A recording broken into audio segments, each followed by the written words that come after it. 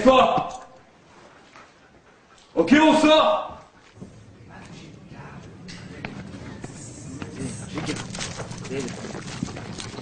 Pas toucher, garde.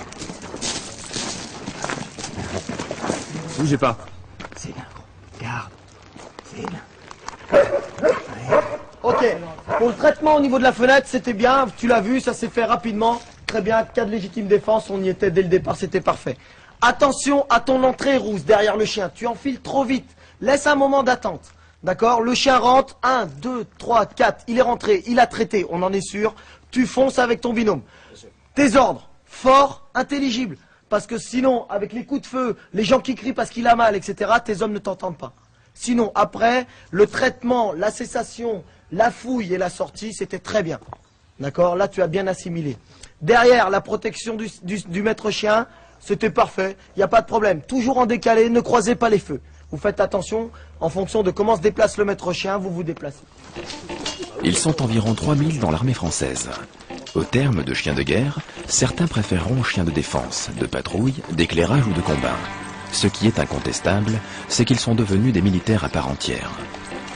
Depuis près de 12 semaines, ces 8 chiens accompagnent 8 jeunes sous-officiers fusiliers commandos en stage à l'EFK, l'escadron de formation des fusiliers commandos de l'air.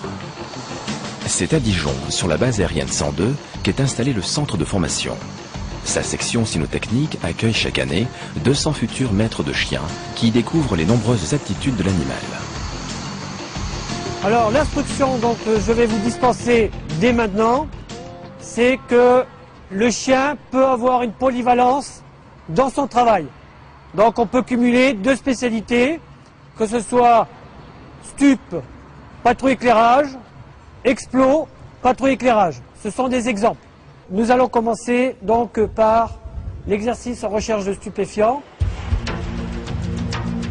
Très utilisés par les douanes, la police ou la gendarmerie, les chiens de recherche de stupéfiants sont peu nombreux dans l'armée française. Mais certains d'entre eux cumulent cette fonction avec une autre spécialité. Je récupère le produit que la personne avait caché sous sa veste. Les chiens de recherche d'explosifs ou d'armement sont quant à eux très recherchés. Dans ce domaine, leur flair est inégalable. L'AFK souhaite en former une quarantaine par an. C'est bien. C'est bien. Ok, je l'ai. Mais la priorité de l'armée de l'air reste la formation de chiens de patrouille éclairage. Tous sont formés ici, à Dijon. Environ 170 sortent de l'escadron chaque année.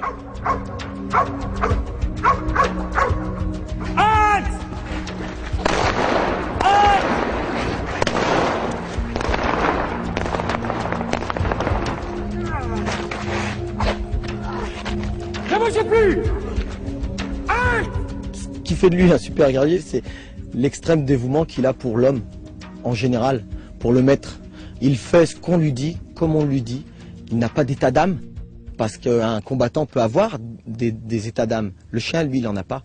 Le chien, on lui demande d'aller attaquer, parce que l'individu qui est en face est menaçant, il attaquera. Il ne se demandera pas si c'est une dame, une fille, un enfant, un adulte. Ça sera un ennemi parce que le maître l'aura décidé. Et donc, le maître est important là-dedans, parce que c'est lui qui a le jugement. Et le chien, il a l'action. Voilà. Les jeunes sous-officiers donc sont formés, ont un rôle de dresseur dans les chenils, qui doivent s'occuper du cheptel du chenil. Et ensuite, ils ont un rôle de chef GPI, de groupe de protection et d'intervention, la nuit sur les bases aériennes. Donc, ils ont le chien, mais en plus, ils sont en chef de groupe, ils ont des hommes sous leurs ordres. Ce sont des professionnels donc, on leur enseigne l'amour du chien, à connaître parfaitement le chien. Et ensuite, dans un deuxième temps, ce sont des militaires, donc ensuite, il faut que tout ce qu'ils ont appris en dressage, il faut qu'ils le remettent dans un cadre opérationnel. Les gens sont énormément motivés par la spécialité. Le chien est tout pour eux, c'est un être vivant. C'est peut-être quelque chose qu'ils attendaient depuis longtemps, qui est peut-être été désiré dans leur jeunesse. Et ce métier va devenir une passion. Et cette passion va faire qu'ils vont devenir très bons.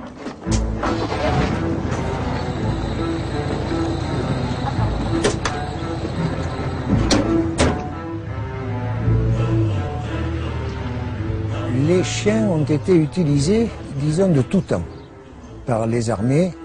En particulier, on parle des dogs de Bordeaux, des gros chiens, disons, qui étranglaient avant les belligérants, ou les adversaires plus exactement. Je vous parle de l'Antiquité, etc. Voilà, alors à 14-18, les chiens étaient, disons, dressés de façon sommaire. C'est pour cela que l'état-major, disons, à la fin de la guerre, n'a plus fait confiance à ces chiens et les a plus ou moins abandonnés. Les seuls chiens qui avaient été retenus, c'était les chiens sanitaires, c'est-à-dire à la recherche de blessés sur les champs de bataille. Mais en fait, on a utilisé quand même en 39-45 des chiens, à la garde surtout, essentiellement, et ça donnait du courage aux combattants, etc. En Indochine, c'est là où le début de la cynotechnie moderne a été créé, et les états-majors en ont pris conscience, avec tous les rapports qu'il y a eu, et les actes concrets, en patrouille, en guet, en pistage. L'Algérie, disons, c'était une guérilla. Donc les chiens ont été utilisés là, dans toutes les missions que nous avons déjà citées, avec en plus la détection de mines et engins PG sur voie ferrée, sur champ de mines, d'autre part la détection de grottes pour détecter les félagas qui se trouvaient dans les caches, etc. Sur les 4000 chiens engagés en Algérie, 157 furent tués au combat, et certains d'entre eux furent même décorés de la valeur militaire. Calvi, en Haute-Corse. Le camp Rafali abrite le 2e régiment étranger de parachutistes. 1200 légionnaires, spécialistes du combat urbain, vivent ici dans l'attente d'une mission qui peut les conduire aux 4 coins du monde. Depuis la guerre d'Algérie, les légionnaires ont eux aussi souvent fait appel aux capacités de l'espèce canine. Cette période avait permis à l'armée française d'accroître considérablement son savoir-faire en matière de dressage et de développer des techniques encore utilisées aujourd'hui. Comme tout corps d'élite, le 2e REP possède donc une unité cynotechnique créée en 1994 et composée actuellement d'une dizaine de chiens de guerre. Alors ce sont des chiens qui arrivent du 132e bataillon cynophile de l'armée de terre, qui est basé donc à Sweep. Ces chiens arrivent chez nous la plupart du temps bruts, c'est-à-dire qu'ils ne connaissent, je dirais, presque pas leur nom. Et ensuite, c'est au sein du régiment qu'on va les former dans la spécialité qui est le combat en localité. Vous avez d'abord le berger allemand qu'on utilise nous, d'accord, qui au niveau du sens olfactif est, je dirais, un peu le roi. Il a un odorat très développé. Ensuite, vous avez le berger belge, malinois, qui lui, je dirais, c'est un petit peu la Formule 1. C'est le chien vif, rapide, qui ne demande que ça, qui s'éclate justement en faisant tout ce qui est impossible à imaginer. Couché, hein. Couché. Voilà, retourne devant lui. Continue, contrôle. Ok, tu vas le prendre par surprise, d'accord, pour ton rappel devant. Ok. Couché. Avant le vent. Et là, tout de suite, tu le récompenses. Récompense-le. Contrôle. Ouais, voilà. Je lui demande un bon caractère. Je lui demande petit, vif, agile, d'accord, qui n'a pas peur des bruits, qui n'a pas peur des endroits sombres, qui passe partout, qui va faire ce que moi je lui demande en tout temps et en tout lieu. Dans un sens et dans l'autre sens. Demi-tour. Allez, je vous attends. Prenez le sol. Regarde. Derrière moi, allez. Pousse bien. L'entraînement des légionnaires est réputé pour être l'un des plus difficiles, tout corps d'armée confondu. Les chiens du régiment n'échappent donc pas à la règle, même si parfois tout repose sur les épaules du maître. Varga, tu t'équiperas. Le chien équipé dans son harnais, d'accord? Rentala, tu t'occuperas de tout ce qui est assurance. Petit point particulier aujourd'hui, les chiens sont blessés. Les chiens n'ont pas le droit de toucher le sol. Sur ce coup-là, c'est le chien qui compte sur vous. Allez, c'est parti. Rentala, m'occupe de ça. Plusieurs possibilités. Votre camarade, il a choisi de passer avec le chien toujours accroché. C'est pas mal ça. Ça commence à venir. Allez, Turpin, tu passes.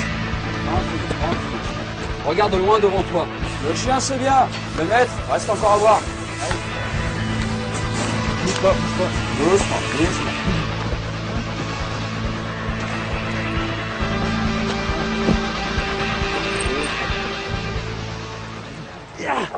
C'est un peu mon cheval de bataille de montrer, de montrer à toutes les compagnies de combat que mes maîtres de chiens savent faire exactement les mêmes choses qu'eux. Avec en plus, d'un côté un handicap et d'un côté un avantage, c'est qu'eux, ils ont le chien. Chaque obstacle est très différent parce qu'il représente dans la réalité un obstacle naturel. On serait tombé sur un champ de bataille, il y avait des barbelés, il faut pouvoir passer dessous. Vous avez les plots, ça représente un marécage, il faut pouvoir passer sur les pierres. Et donc là, il faut qu'il trouve une solution, il faut que la solution, il la trouve, je dirais, immédiatement. Il ne faut pas perdre de temps, il ne faut pas ralentir la troupe, justement pour montrer que le maître de chien est capable de faire exactement ce que font les autres, sans être une charge supplémentaire pour le groupe de combat. Vas-y, de l'autre côté, de l'autre côté. Je peux passer partout avec lui. Dans les trous, en l'air, en parachute, partout, dans les marécages, dans la forêt. Ah, j'ai entièrement confiance en ce chien. Ah oui, en mission totalement.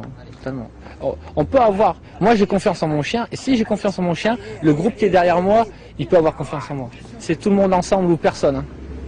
S'il y en a un qui flanche, je vous dis, hein, si pas l'autre qui le voit, l'autre, il prend l'initiative, il le chope, il le fait basculer, et ainsi de suite, c'est un déroulement. Il n'y a pas de temps mort. Et s'il n'y a pas de camaraderie dans ce type d'exercice, il n'y aura rien du tout. Ici, le chien s'énerve, panique, stress dans le groupe, et après, on perd du temps. Et perte de temps, qui dit perte de temps, peut-être perte de vie, ou on n'arrive pas à atteindre l'objectif, de perdre des otages, des choses comme ça qui peuvent arriver.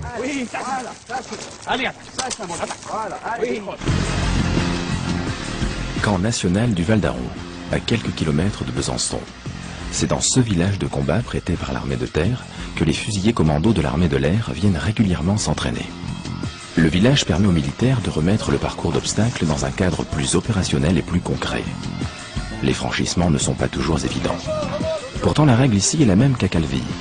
Ce que font les soldats, les chiens doivent le faire également. Le groupe de stagiaires se prépare donc à enseigner à leurs coéquipiers à quatre pattes les rudiments de ce qu'ils rencontreront tout au long de leur carrière. Premier exercice que nous allons effectuer, c'est l'accoutumance aux différents environnements que l'on trouve dans un village. Nous allons passer à travers des fenêtres, des portes, mais aussi dans un égout, dans le noir. Le but de l'exercice, pour votre chien, s'accoutumer à toutes ces différentes situations. Allez, colonne par un derrière moi.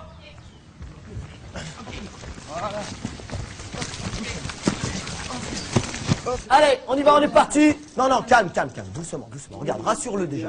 Rassure-le, voilà, rassure-le. Oui, voilà, top, tu n'as pas l'habitude, hein, vous voyez, ça paraît naturel, ça paraît tout bête pour un humain. Hein. Allez, doucement. Bien, oui. Bon, allez, tu fais sauter, c'est bon, tu passes la fenêtre.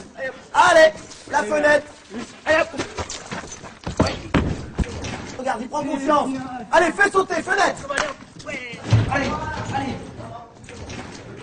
Allez, en avant. Voilà. Cela ne fait qu'une dizaine de semaines que maîtres et chiens se connaissent. Tous sont arrivés séparément au centre de formation et se sont choisis les uns les autres au fil des jours lors de leur première semaine de stage. Les profils psychologiques des chiens et des sous-officiers ont été analysés afin de correspondre au maximum. Depuis quelques années, la spécialité s'est enfin ouverte aux jeunes femmes. L'armée de l'air est depuis toujours le corps d'armée le plus féminisé et de plus en plus de jeunes fusiliers commandos femmes optent pour une formation cynotechnique. Leurs résultats sont à la hauteur de ceux des hommes et le travail avec le chien leur convient parfaitement. Il nécessite en effet beaucoup de patience, d'écoute et de compréhension. Nous, on apprend au chien à faire ceci ou cela, et le chien, lui, nous apprend à la psychologie canine, quoi, tout ce qu'on à réagir en fonction du chien. Donc, on s'apprend mutuellement, quoi. Ouais. Il faut déjà trouver le chien qui nous correspond par rapport au caractère. On doit être patient. Un chien qui a un gros caractère ne peut pas convenir à tout le monde. Et ensuite, c'est beaucoup de travail. Parce qu'il faut trouver leur motivation. Une fois qu'on sait ce qui les motive, ils sont prêts à tout pour ça. Il faut lui montrer qu'on est toujours présent. Autrement, le chien ne va rien faire, ne va jamais écouter nos ordres. Il faut qu'on soit toujours derrière lui, dans le bon sens comme dans le mauvais sens. Voilà, allez, félicitez bien, allez, prends l'escalier. Allez, bien. Le jeune chien, c'est un chiot qui n'a rien connu. Donc, si on veut que ce chien se comporte bien dans tous les types d'environnements ou dans tous les types d'éléments, il faut lui faire connaître petit à petit ces environnements, ces éléments. Alors ça peut être la profondeur, l'altitude, le noir, le bruit, le feu, la fumée, les explosions, est-ce que je sais. Donc il faut lui faire connaître ça le plus tôt possible et surtout lui montrer que finalement il ne se passe rien de mal derrière. À partir du moment où le chien est descendu dans un trou noir et se rend compte que il voit mieux que l'homme, et puis une fois qu'il est au fond du trou, il peut travailler normalement, il n'a pas eu mal, il ne s'est pas passé quoi que ce soit de négatif, il a évacué son appréhension, évacué sa peur, alors on peut passer à l'étape suivante. Ouais, c'est bien, allez mon chien. Ouais, c'est bien, voilà. Avec le chien, il faut avoir une main de fer dans un gant de velours. Tant qu'il ne sait pas faire, on est aimant, gentil, on lui apprend avec beaucoup de pédagogie. Mais à partir du moment où il sait faire, il faut qu'il le fasse quand on veut, nous. Et dans ces cas-là, effectivement, là, on monte un peu en pression et des fois, on arrive à se fâcher, rien qu'à la voix. Hein. On arrive à le travailler et à le caresser et à le conseiller, rien qu'avec les tons que l'on peut employer. Retour à Calvi. Les légionnaires du 2e REP ont préparé un exercice d'entraînement de grande envergure. Comme bien souvent, les hommes de la Légion sont les premiers sur le terrain, les premiers en contact avec la menace. Il y a quelques heures, un groupe armé a débarqué sur cette plage avant de disparaître dans le maquis corse. Le but pour le groupe de combat est simple, localiser et détruire le campement ennemi. 3 chiens participent à l'opération. Ils vont, comme bien souvent, venir renforcer le groupe grâce aux nombreux atouts que leur confèrent leurs aptitudes naturelles. Une valeur ajoutée, aujourd'hui plébiscitée par le commandement du régiment. Ça me permet de lui donner 2 missions. La première, d'abord et avant tout des missions de sécurité, des missions de garde, des missions de gardiennage, des missions de présence et de patrouille autour des installations militaires du camp.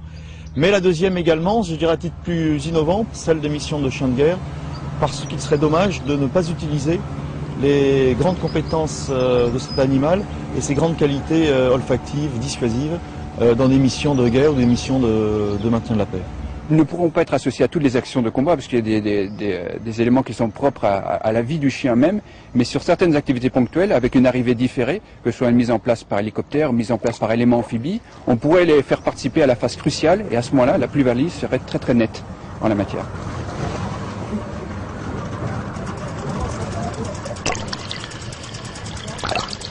Dès lors qu'une intervention se fait par moyens amphibies, les nageurs de combat du 2e REP interviennent les premiers et sécurisent la plage avant le débarquement du groupe de combat. Une fois à terre, les chiens pourront à leur tour démontrer leur talent et faire avancer le groupe.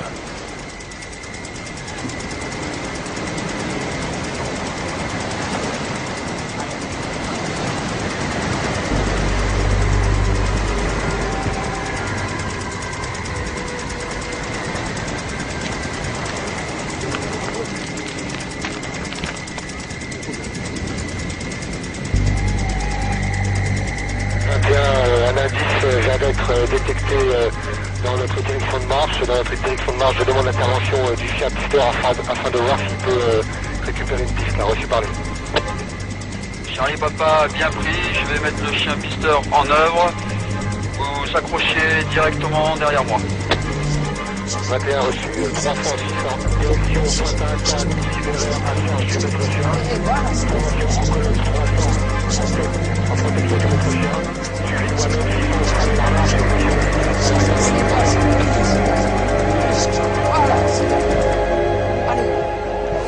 Le chien est devenu l'outil de travail de référence en matière de dépistage de tout un tas de choses. Pourquoi? Parce qu'il dispose d'un flair qui est extraordinaire. Alors on s'amuse dans le domaine de la recherche scientifique à essayer de quantifier ce flair. Il y en a qui disent qu'il est 100 000 fois, 1 million de fois, 10 millions de fois plus performant que celui de l'homme. Toujours est-il qu'il est notoirement plus performant et plus discriminant. C'est maintenant qu'un chien, il peut être discriminant sur plusieurs milliers d'odeurs et retrouver des quantités infimes d'une odeur à laquelle il a été habitué, mélangée dans tout un tas d'autres. Et à partir de là, il y a 2 techniques de travail. Une qui consiste à fournir au chien une odeur de référence, c'est-à-dire que le chien va flairer cette odeur et va partir dans ce qu'on appelle le pistage. Il va, à partir de cette odeur de référence, rechercher un endroit sur une surface donnée où il trouve cette odeur. Et puis il y a une autre technique qui est le questage, et là on va demander au chien de balayer une surface, généralement très très importante, et toute effluve humaine, toute odeur humaine qu'il va repérer, il va la remonter, et puis il va marquer la personne qui est là en aboyant, pour appeler le maître. On pourrait faire une liste quasiment infinie des domaines d'application du flair du chien. Ce qui prouve quoi? Ce qui prouve qu'à partir du moment où on constitue à ce chien une bibliothèque d'odeurs de référence dans un domaine, on a un outil fabuleux, quoi, réellement fabuleux. Et je crois que on n'a pas fini de découvrir encore les applications du flair du chien pour les 30 ans à venir, ça me semble clair. 21 de Charlie Papa. 21, mon chien vient de détecter une sorte de caisse à munitions, apparemment abandonnée par l'ennemi. Direction droit devant. Allez, si 21, halte sur place. 21, je suis avec toi. Ok, 21. Ah, Charlie Papa, on reprend la progression par la piste. Formation en colonne. Équipe 300, moi-même, équipe 600. Tu fermes la marche avec ton chien, reçu parler. Charlie Papa, bien reçu. La direction de fuite du groupe ennemi est confirmée. Le chien va à présent servir de sonnette d'alarme pour le groupe en lui évitant de tomber nez à nez avec ses adversaires. Donc là, il faut bien que j'observe mon chien. Vous voyez, sa respiration là, elle est normale.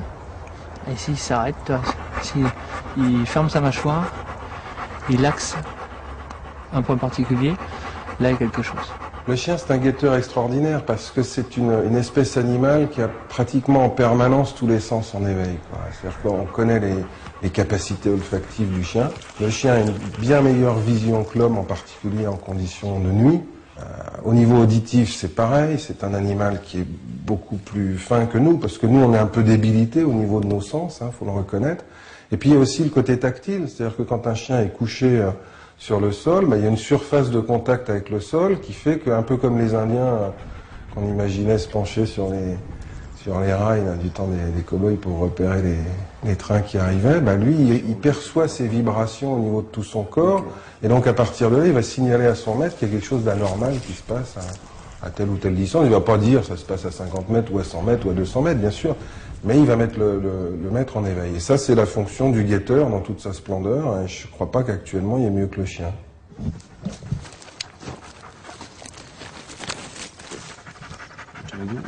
Mon chien a détecté quelque chose devant, environ 50 mètres. Ok, au niveau des bosquets là-bas, non? Oui, au niveau des bosquets là-bas. Ici 21, le chien a détecté quelque chose en face. Aucune idée de ce que ça peut être. On va faire un petit bond en arrière. On va attendre la nuit pour s'infiltrer. Reçu parler. Charlie Papa, bien pris. Bon, on va attendre maintenant la tombée de la nuit. Le chien a détecté un ennemi. Donc là, le mieux, c'est de mettre les chiens au repos. Ils ont bien bossé. Pistage, guet, fouille. Peu de chance, un peu de mordant ce soir. C'est bon pour eux, ça.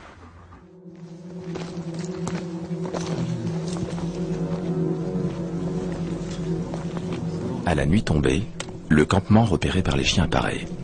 5 hommes armés de fusils automatiques et de grenades. Les chiens sont aux aguets. Tapis dans la pénombre, le groupe de combat encercle déjà le camp et se tient prêt à intervenir.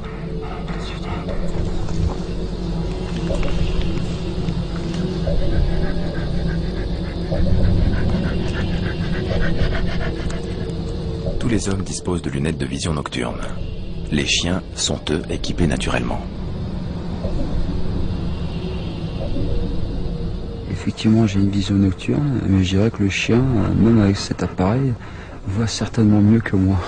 Il a une vision chromatique très développée et il arrive, d'autant plus avec son odorat, il arrive à mieux décerner les différentes odeurs.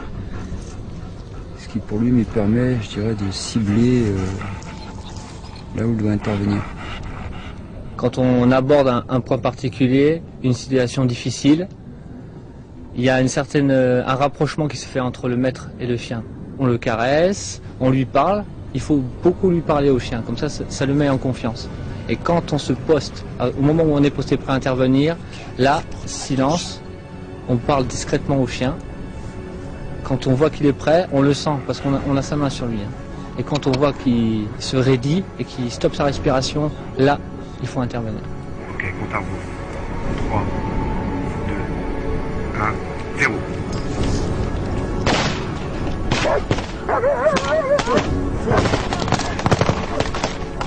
Jamais doucement.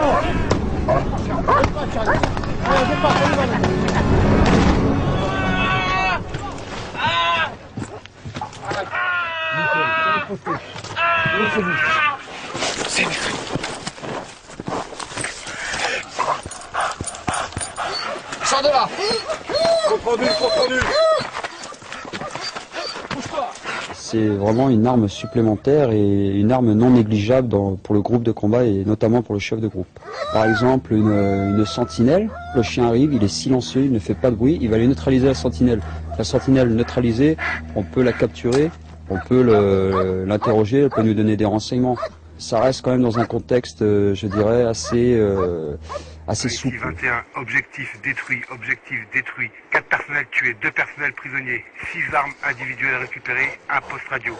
On ne peut être que fier de ces chiens. Hein. À partir du moment où ils arrivent à remplir des missions comme ça, qui n'étaient pas forcément faciles, on peut rentrer content chez soi. Retour à la base aérienne de Dijon. Comme tous les matins, les stagiaires se retrouvent pour le rapport de début de journée. Maîtres et chiens, au garde à vous, écoutent l'emploi du temps et les précieux conseils de leurs instructeurs. L'emploi du temps, je vous rappellerai que nous attaquons les grosses chaleurs. Donc je vous demanderai de faire attention aux coups de chaleur vis-à-vis des chiens. Et de ne pas hésiter à les mouiller s'il nous faut. Ça leur fera du bien. Sur ce, bonne journée. Le programme de la matinée est chargé. Sport, entretien des chiens et exercice d'attaque. Le métier de dresseur et de maître chien ne s'improvise pas. Une bonne équipe cynotechnique, c'est avant tout une forte relation entre le maître et son chien. En d'autres termes, un binôme complice sera un binôme efficace. On découvre le chien de toute façon dans chaque exercice, et dans le sport encore plus. C'est un contact vraiment très proche, très amical à la limite. Et le chien aime courir, et nous aussi, donc ça renforce vraiment le lien. Pour bien travailler avec son chien, il faut pas réfléchir, il faut se laisser aller, quoi. Là, le gars, il doit faire comme chez lui avec son chien, et puis voilà, quoi. Donc il faut casser cette timidité liée au secteur militaire, je pense, au domaine militaire, pour justement avoir une bonne équipe sinon, quoi. Le chien a besoin d'avoir un rôle, en fait. Même dans une famille, il a besoin d'avoir un rôle pour se sentir bien. Donc là, le chien sait qu'on lui demande de faire beaucoup de choses dans plein de domaines différents et ça lui plaît, il a besoin de travailler et il aime ça. Ça le motive. Le pansage par exemple, c'est clair qu'au niveau complicité, le chien il adore, pour lui c'est des papouilles, quand on le masse, on le caresse, tout ça, et il adore ça. Donc lui il se rapproche de moi et moi en même temps automatiquement je m'attache à lui et donc je me rapproche de lui aussi, c'est clair. Ça nous sert d'arme, oui. Mais bon, c'est mon compagnon, c'est un être vivant, donc et puis c'est mon grand ami. Ah, qui va là? Halte, attention au chien! Si le berger belge ou allemand a des dispositions naturelles pour ce que les spécialistes appellent le mordant, les jeunes sous-officiers doivent tout de même travailler cette discipline très régulièrement. Halte! Viens! On se confie! Le chien obéit à des codes bien spécifiques. Seul l'entraînement permet de les maintenir en mémoire. Arrête, attention au chien! Grande attaque! Allez mon chien! Voilà. Il y a dans la mâchoire de chiens de bon format, je dirais, c'est-à-dire au-dessus de 23-24 kilos, il y a entre 800 kilos et 2 tonnes et quelques de pression, hein, au niveau du mordant. Donc c'est pas une agressivité qui est dirigée vis-à-vis de tout être humain qui va passer par là, c'est pas vrai. Ça correspond à un travail, à un jeu qui lui est demandé par son maître, et donc il va le faire pour faire plaisir à son maître. Par contre, la personne qui est concernée par l'attaque au mordant, elle doit avoir très peur. Parce que le chien, à partir du moment où le maître a donné l'ordre, lui, il va faire son boulot, il va le faire jusqu'au bout, et il ne lâche pas l'individu qu'à partir du moment où on lui en a donné l'ordre. Garde! Pied! Au pied! Viens là! Franchement, moi des fois je ressens des douleurs avec mon costume, alors sans costume, je pense que ça fait très mal, arrachement de la cuisse ou quoi, un morceau de peau qui part sans problème, hein, ouais. La puissance, la mâchoire, ça fait très mal, quoi. Tous ces exercices doivent à présent être intégrés dans un contexte opérationnel. Pour les fusiliers commando, il s'agit de la patrouille autour des installations de la base.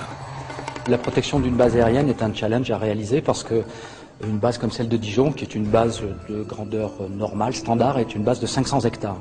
D'autant plus difficile que nous participons aussi à des opérations extérieures et que nos fusiliers commandos sont très sollicités pour aller protéger des sites en opération.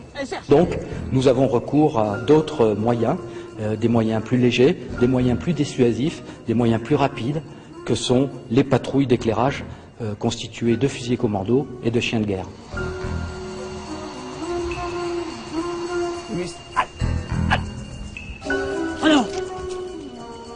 Le fait d'avoir un chien en liberté va avoir un aspect dissuasif pour les gens se trouvant en face du groupe de protection. Et deux situations peuvent se poser. Si la personne n'a pas de mauvaises intentions, elle ne va pas bouger, donc le chien va la garder au ferme. Le groupe de protection va pouvoir approcher en toute sécurité et contrôler son identité. Maintenant, sur une personne qui a de mauvaises intentions sur les installations militaires, il est évident qu'elle aura peut-être soit le choix effectivement de rester parce qu'elles se sont coincées par le chien, soit elle aura l'occasion de fuir. Là, le chien, instinctivement, va attaquer, qui plus est s'il se trouve dans une zone militaire sensible. On est parti. Voilà. Lors de leur première patrouille sur la base, les stagiaires savent qu'à tout moment, leurs instructeurs peuvent leur réserver de petites surprises. Pour le chien, rien ne distingue une situation réelle d'un entraînement. Message. Leader, parlez.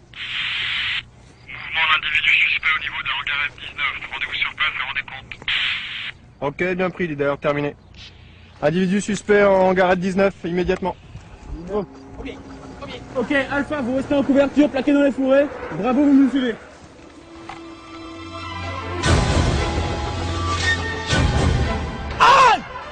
Attention chien! Attention chien! Nous attaque!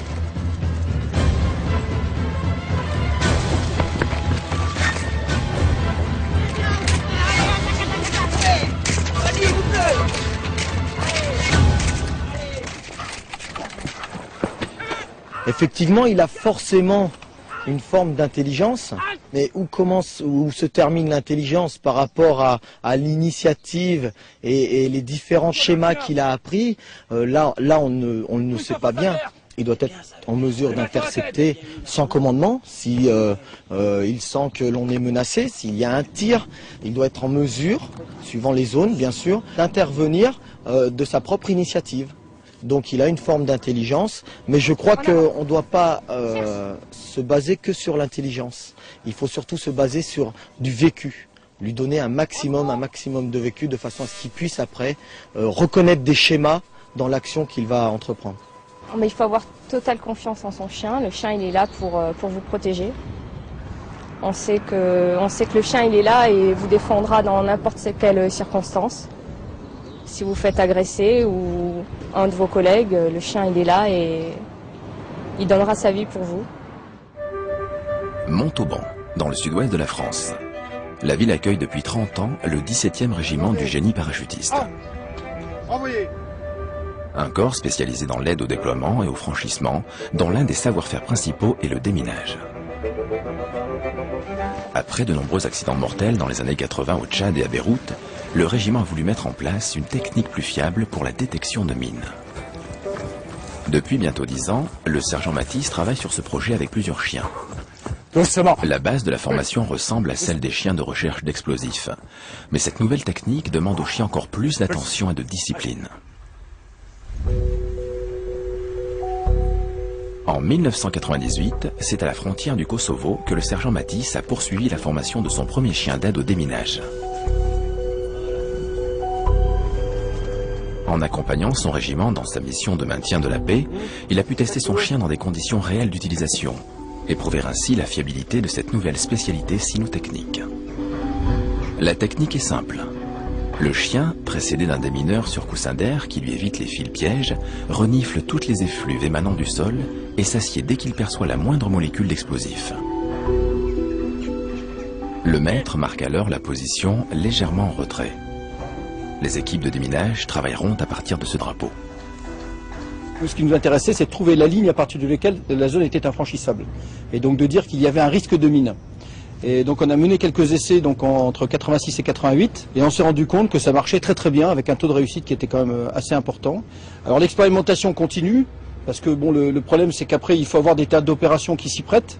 Si on avait à faire du déminage de grande ampleur et notamment du déminage de combat ou déminage dans ordre urbanisé, il est évident que le chien est indispensable parce qu'il il diminuera considérablement la prise de risque.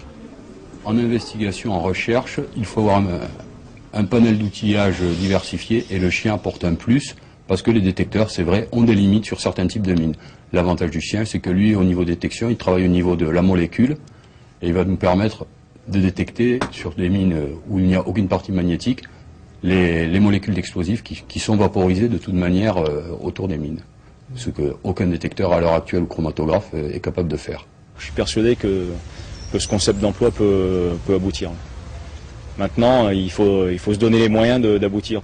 Il va falloir qu'une filière de chiens de détection de mines se mette en place, que chaque régiment de génie ait une telle cellule.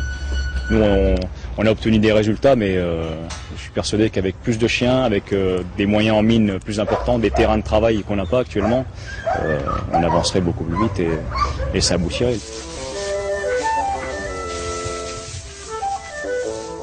Tous les chiens militaires vivent et dorment en caserne. La législation en vigueur est claire. Leurs maîtres ne sont pas autorisés à leur faire mener une vie civile tant qu'ils sont propriété de l'armée française. Les chenils militaires répondent tout de même à des normes précises qui permettent aux chiens de vivre confortablement dans des courettes individuelles. Les maîtres sont également tenus de nettoyer les installations tous les matins et d'effectuer des tours de garde tous les week-ends.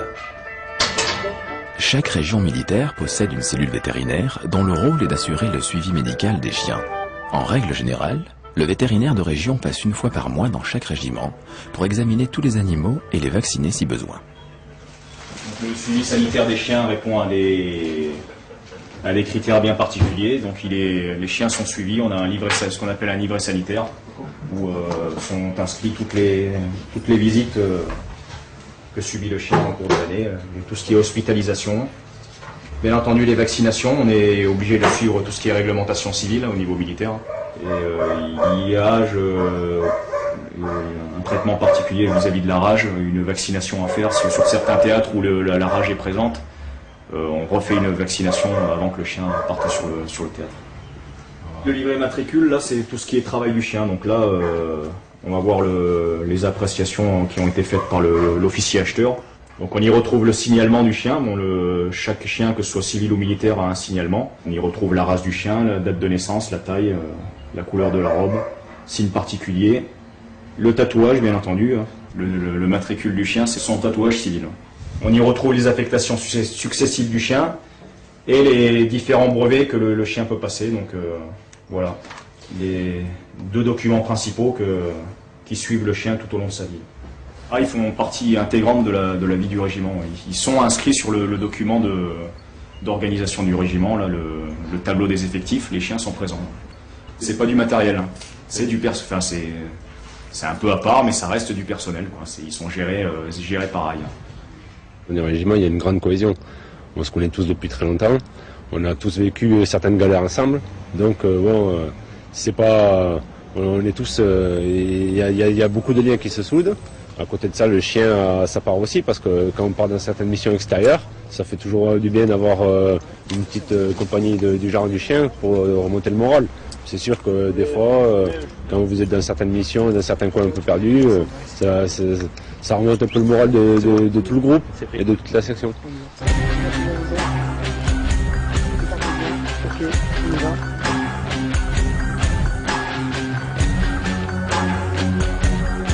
Le fait de faire quelque chose d'unique en France, ça c'est un motif de fierté. Ouais. De faire de la détection de mines, et on a envie que ça aboutisse, parce que bon, c'est vrai que si ça aboutit, qui c'est qui sera impliqué, ça sera nous. Donc on retiendra que ça sera les équipes du 17 qui ont monté ça.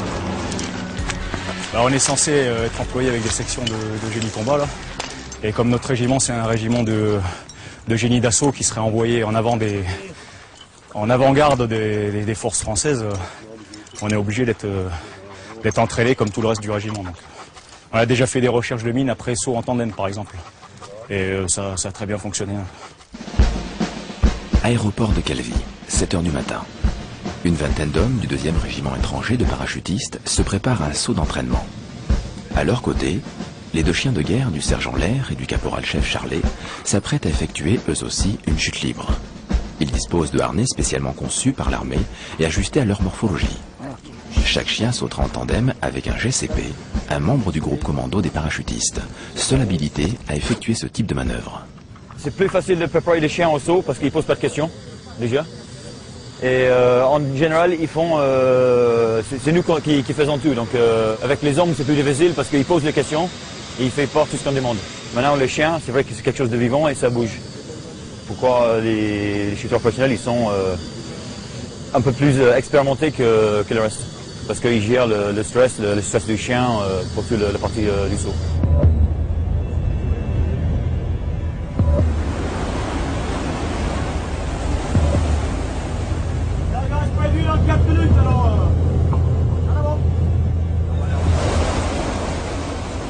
À plus de 2000 mètres d'altitude, le signal est donné. Les deux chiens s'élancent pour une chute vertigineuse au-dessus de la baie de Calvi.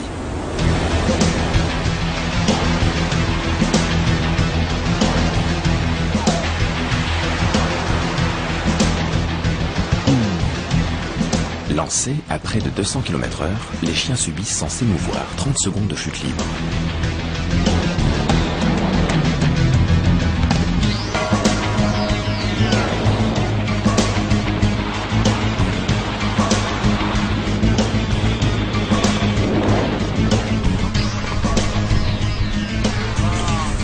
Les exercices s'enchaînent. Après un atterrissage réussi, direction la citadelle de Calvi.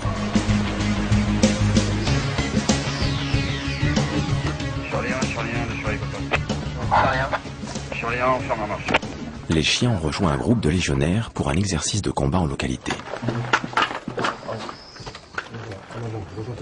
Dans un groupe, donc, vous avez d'abord le chef de groupe, d'accord, qui commande les hommes. Mais à côté de ça, il y a toujours ce qu'on appelle le conseiller cynotechnique. Le chef de groupe est en contact avec le conseiller cynotechnique et à partir du moment où il tombe face à une situation qui peut lui occasionner une perte humaine, il va demander au conseiller cynotechnique la possibilité ou non de l'emploi du chien. À partir de là, qualité première du maître de chien, s'adapter à toutes les situations.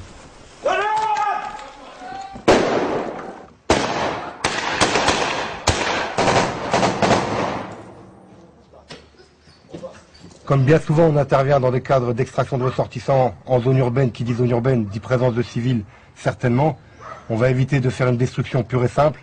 Donc on dira qu'on fait un petit peu plus dans la dentelle en envoyant un chien. Un chien est fixé sur une cible, un objectif, il intervient, il est tout son objectif. Une fenêtre à droite, une porte à gauche. Allez, m'a signalé.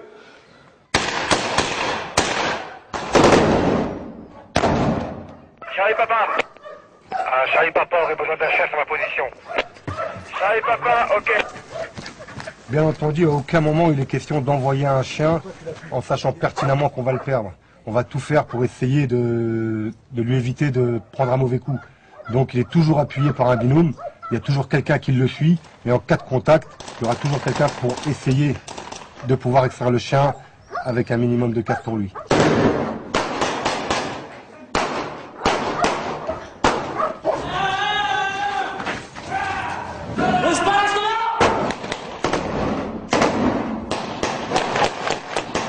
Effectivement, c'est éviter une perte humaine. Maintenant, c'est vrai que le chien a largement plus de chances de s'en sortir que le grenadier voltigeur qu'on va envoyer directement au contact de l'ennemi. Le chien est petit, il est vif, il est agile, donc pour un tireur ennemi, c'est beaucoup plus dur d'avoir une cible qui nous voit. Donc effectivement, là, l'emploi du chien s'avère assez intéressant. Il y a une implication affective, c'est forcé, ce sont des êtres vivants, c'est mon partenaire au sein du combat. Je veille sur lui, lui veille sur moi, et c'est vrai que l'envoyer comme ça au carton, ça fera un peu mal, mais ça fait partie du combat. C'est lui qui va me sauver la vie, hein. En face, il y a des ennemis, c'est lui qui va aller les détecter, qui va les faire sortir. Hein. S'il n'est pas là, on est obligé de faire avancer le groupe, et là, mes camarades, ils vont tomber. S'il faut le protéger, s'il faut le coucher à terre, s'il y a un éclat d'obus ou quelque chose, je serai là pour le protéger, ça c'est sûr. Je ne le laisserai pas tomber. Hein.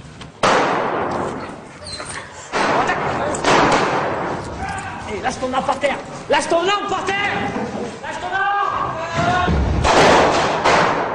Papa, bouge. Charlie Papa. 21, exfiltration, arrivé dans la rue de Montpiron, les parvenir, 23, reçu par les... Ça n'a pas l'appui, allez.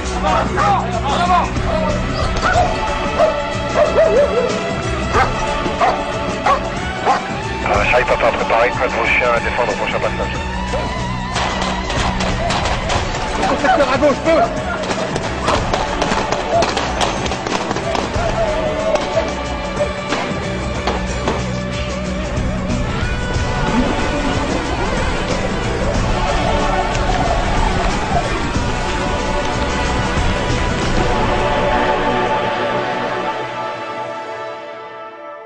Si l'heure est à la démonstration de force dans les rangs des légionnaires, l'enthousiasme n'est pas de mise du côté de Montauban.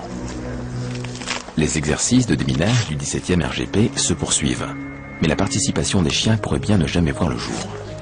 Le projet qui permettrait au régiment du génie de posséder une trentaine de chiens coûte cher. Malgré une évaluation encourageante, l'état-major de l'armée de terre n'est pas sûr de pouvoir financer une nouvelle spécialité. Les chiens d'aide au déminage ont pourtant fait leurs preuves en complément des techniques classiques comme le sondage manuel ou le détecteur électromagnétique. Pour exemple, le sondage classique permet d'avancer de 30 à 100 mètres en 1 heure sur une bande de seulement 80 cm de large. Les chiens sont, eux, environ 10 fois plus rapides. Mais cette rapidité n'enlève rien au risque pris par l'équipe. Aujourd'hui, la technique consiste à faire travailler les chiens dans des carrés de 5 mètres par 5, délimités par des bandes sécurisées de 80 cm dans lesquelles le maître évolue. Reste au chien la difficulté de ne pas marcher sur la mine. Il y a un vent qui vient de la droite. Ah, c'est une spécialité où bien entendu on est obligé de prendre la notion de danger en compte, hein, tout à fait. Donc ça se retrouve dans le dressage où là on doit être extrêmement pointilleux. On apprend une fois que l'équipe est sur le terrain à doser nos gestes, à doser les gestes du chien. Il y a une limite droite, une limite gauche, il ne doit pas en sortir. Une fois que le chien est au niveau du travail, il faut qu'il soit concentré du début jusqu'à la fin. Là. En aucun cas on pense qu'on va perdre son animal. Là. Quand il rentre dans le carré, c'est un personnel qui rentre dans le carré. Quand un sondeur rentre dans le carré, c'est un sondeur qui rentre dans le carré. C'est 2 personnels. Que ce soit le chien ou un personnel humain, c'est 2 personnels pour l'armée française. Donc le chien ne va pas, on n'envoie pas le chien à l'abattoir. De toute façon, moi, comme vous voyez, je suis juste à côté de mon chien. S'il y aurait un incident, je serai avec lui. Donc on ne s'amuse pas à envoyer des chiens pour les faire péter sur un champ de mine. On n'aura pas bien personnel. Et déjà, c'est un échec de la mission. Mon ancien chien, je l'ai eu en 1992, il est parti en retraite en 2002. Et là, il est chez moi, il est très heureux, dans une belle maison, avec un grand jardin et plein d'autres chiens pour s'amuser. Donc je pense que l'armée a su lui donner la maison qu'il mérite pour sa retraite. Et comme quoi, même si on leur fait faire des choses, le chien peut très bien avoir une retraite très heureuse. Disposition de combat! Pour les jeunes fusiliers commando en fin de stage, la notion de danger reste encore abstraite. Pourtant, l'éventualité de perdre leur chien est évoquée au cours de leur formation. Les instructeurs ont un discours clair. Si l'affectif est nécessaire au bon déroulement du travail, il ne doit pas prendre le pas sur la mission. Lui, il fait son travail, il sait ce qu'il a à faire, bien sûr. Il n'a peut-être pas conscience de ce qui pourrait arriver. Donc, il est là pour ça quelque part, mais on n'a pas envie qu'il lui arrive quelque chose quand même. On est protégé par le chien, mais on a tendance à vouloir le protéger aussi, bien sûr. Déjà, c'est notre travail avant tout, c'est clair. Et puis, on travaille, on fait énormément d'exercices pour que ça se passe bien en cas de problème. Puis, le fait de craindre un conflit, entre guillemets, quoi, où je pourrais perdre mon chien, par exemple, je pense que ça renforce encore plus nos liens et on se fait confiance, en fait. Et... Oui, s'il devait arriver quelque chose, je pense que j'en serais malheureux, c'est clair. Mais bon, c'est un outil de travail, c'est mon arme, militairement parlant. Donc, j'essaie de pas trop penser à ça. De toute façon, le chien vieillit beaucoup plus vite que l'homme. Donc il faudra bien s'en séparer un jour ou l'autre. On espère qu'il va mourir de vieillesse plutôt qu'au combat. Mais s'il faut qu'il meure au combat pour sauver notre vie, ça sera sans hésitation. Au sein d'une section, au sein d'un groupe, c'est un fusible. On évite de casser la machine. Il pète, effectivement, c'est triste, on a toujours ce côté affectif. Mais pour nous, c'est un fusible. Il évite de tuer 8, 10 gars, 12 gars, 15 gars, 20 gars. Ça n'a pas de prix. On aurait 100% redevable. 100%, si un chien, un jour, et ça s'est prouvé dans l'histoire, si un chien, un jour, a sauvé une vie, on leur doit toute la vie.